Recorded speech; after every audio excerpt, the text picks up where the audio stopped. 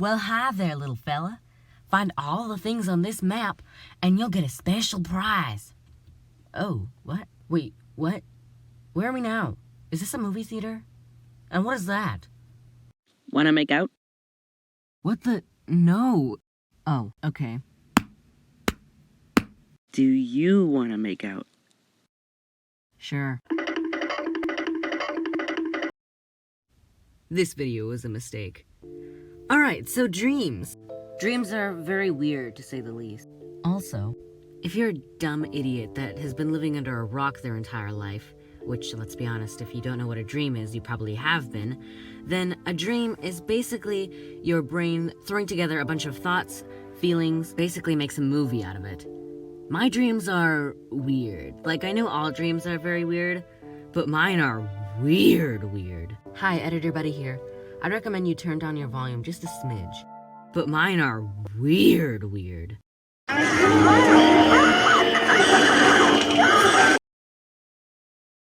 am so sorry to the viewers for all the pain I've put them through, further cementing my theory that this whole video was a bad idea. And if you're still here and haven't clicked off the video, thank you. So dreams. I think it's safe to say that no one dream is the same as another. Take, for instance, have you seen the movie Trolls? Well, I was one. We were in this giant green room with only one window, and the grass was football turf. And we were doing, well, whatever trolls do. I don't know, I don't remember, it was a dream. Then suddenly, out of nowhere, a Bergen comes charging at us and starts stomping on the homes. And I was like, hey, don't do that. But he was like, no, and ate one of my friends. So we eventually tied him down and planted a flag on his head to signify our victory. Another dream I had was when I was on the bus ride home. Everything seemed to be going great, until we made a right turn and I saw smoke. Plumes and plumes of the stuff. And I was like, okay, that's weird. But then when we got to the actual house that was on fire, I saw the source of it. A huge bulldog made out of smoke and fire. And it just came charging for me. And then I woke up before I made any contact with the bus. Let me set the scene for this next dream. It was in a big white room with one wall for each side. It was weird, but then I saw the people in it were even weirder. The first thing I saw in this dream was this guy getting kidnapped and then the whole room going into rave mode. That is to say, lights were flashing everywhere. It is here we meet our two main characters, Jean and Sarah. I don't remember their actual names, but I'm just gonna call them that. When they finally realized what was going on, it was already too late because the guys on the left side had already started attacking the guys on the right side with futuristic-looking guns. At first, the right side started to charge them. Skip it up and down. But when that didn't work, they decided to use the busted-up machines as shields to charge them.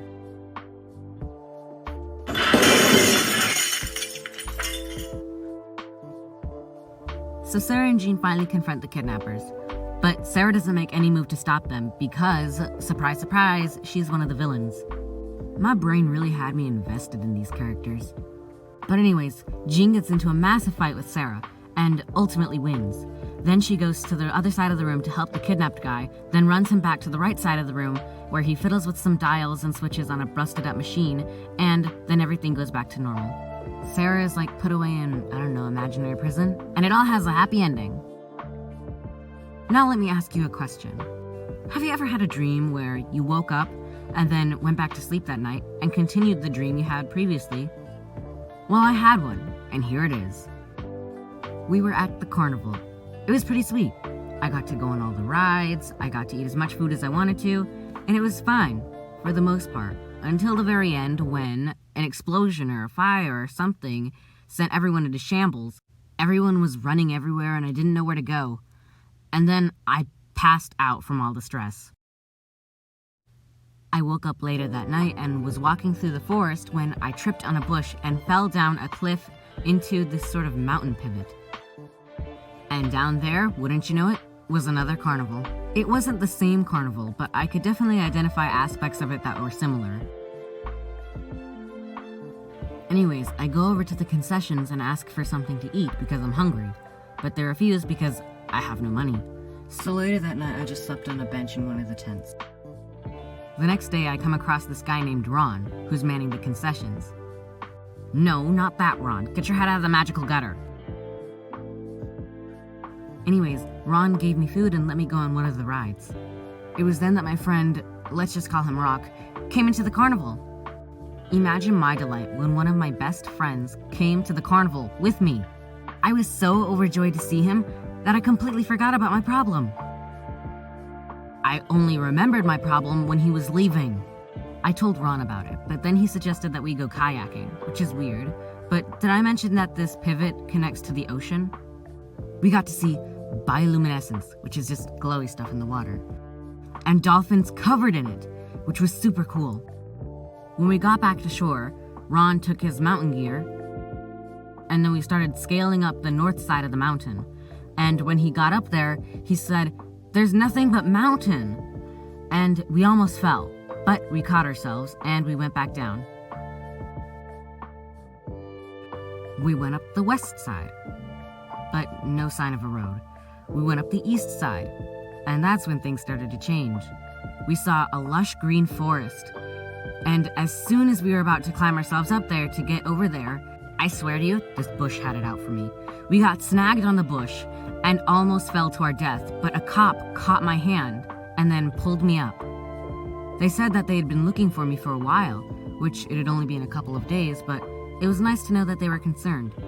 Mom and Dad were there, they gave me hugs and kisses, and then we said our goodbyes to Ron and said how grateful we were that they took care of me, and we drove off and had a happy ending. Alrighty, that is finished.